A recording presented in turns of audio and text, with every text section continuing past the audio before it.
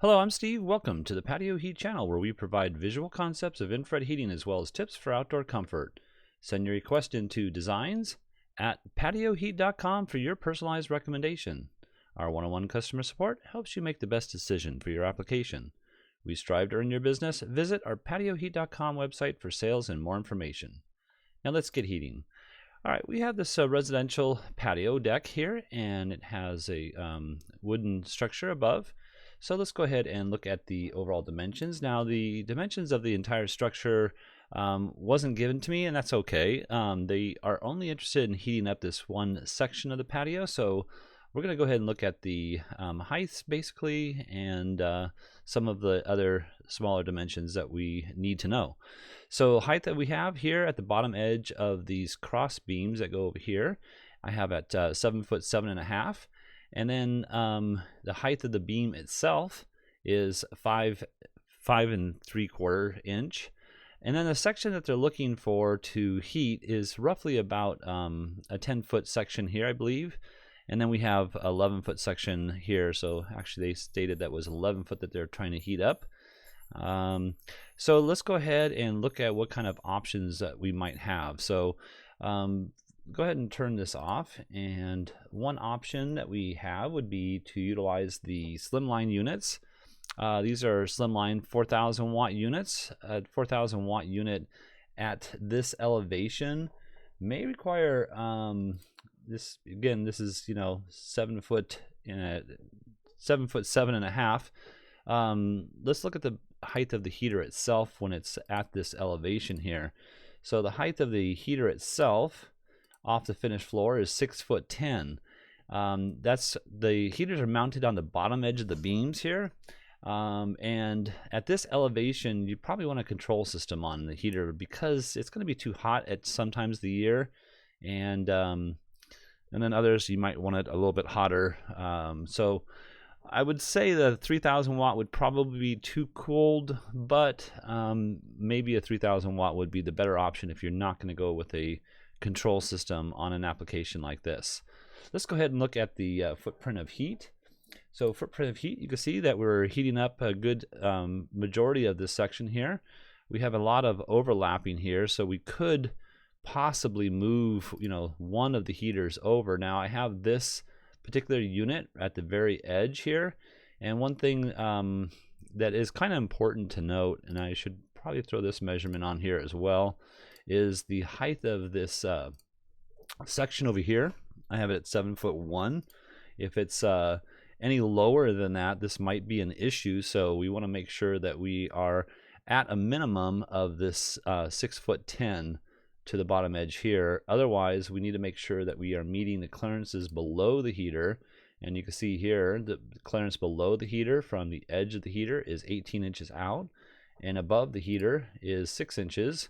So with the 6 inches above, we're okay with the heater mounted on the beam, the first one that I have here. Also, maybe we should have the distance here from this beam that I have to this edge here, and so I have it at 10.5 inches from that beam. If it's further away, like possibly 18 inches away, then it should be no problem with regards to the lower part of the clearance zone. So another thing is, we could move this unit over slightly. However, we're going to be throwing a lot of the heat away from the seating position, and we're not getting that crossover ray that I like here in the middle as much as I would like it. So that's just something to think about. But what I have here is I have this at from center to center on these beams. I have that at 4 foot 5.25, and so I believe that's going to be okay. Now, another piece of information I received was the distances from this beam here. I'm going to go ahead and turn off this other dimension. As you can see here, I have the opening edge here I have at 13.75 of an inch, and from center to center I have at 1 foot 5.75 of an inch. And in order to put the units up in this area here, I need a total of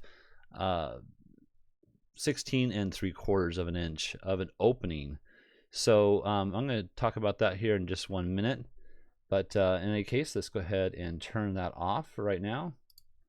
And I'm actually going to change this and this here. Oops. Okay, I changed it to the wrong thing, but we'll go ahead and fix that later. Let's see, one more here. There we go. All right, so the other option would be to take the same units, 4,000 watt units, and place them on the edge. Now, I have them on the ceiling because when you mount on a vertical surface, it says that the heater will only change or can be turned down to 45 degrees, and I have this at 30 degrees. 30 degrees will allow me to get a better heat pattern down below the heater itself, and the same is true with this over here. Also, we want to make sure that we are meeting that 6-inch clearance over here. So from this edge here to the wall, I have at 6 inches of clearance. Both units are at 30 degrees. However, with this mount here, we have two other issues. We have this issue here with regards to, meeting this beam coming across here. So we really have to move both units over so that we are meeting that clearance of 18 inches from this edge of the heater here. So we're going to move it over here, and that is 1 3/16, and then we're going to go ahead and go a total of 18 inches over. Now you can see that my heat ray isn't penetrating this section over here as well. So that is something that we'll have to deal with if you wish to utilize this style of application. Maybe moving some of the furniture over to the left would be more beneficial, but in any case, this would be something that would work here. So lastly, I want to come over here and show you what I would probably suggest that happens. And I had this same scenario with a customer years and years ago with regards to placing units similar to this. And what I would suggest that you did was to possibly, if possible, move these two beams so that you are meeting that total clearance here. So again, from each edge of the heater, the heater itself is 4 3/4 of an inch long, and then you need 6 inches on the left, 6 inches on the right. And if you moved both beams just slightly, I think I moved them just, let's go ahead and just take a measurement here. I think it was just like 1 inch and maybe 1/4 or something of that nature to the left and to the right here. And then the same with this over here. Then you get a nicer, much better footprint of heat. The heater is up higher for the 4,000 watt unit.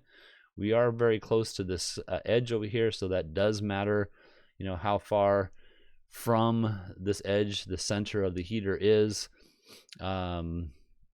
But in any case, you can see here that we have a nicer footprint of heat on this particular patio, and the whole entire space here would be nicely heated for those colder months. So, all right, well, I hope this has helped. If you are looking for some assistance with your outdoor heating application and you'd like us to review your plans, send your information to designs@patioheat.com. I'm Steve, and please tap that like button.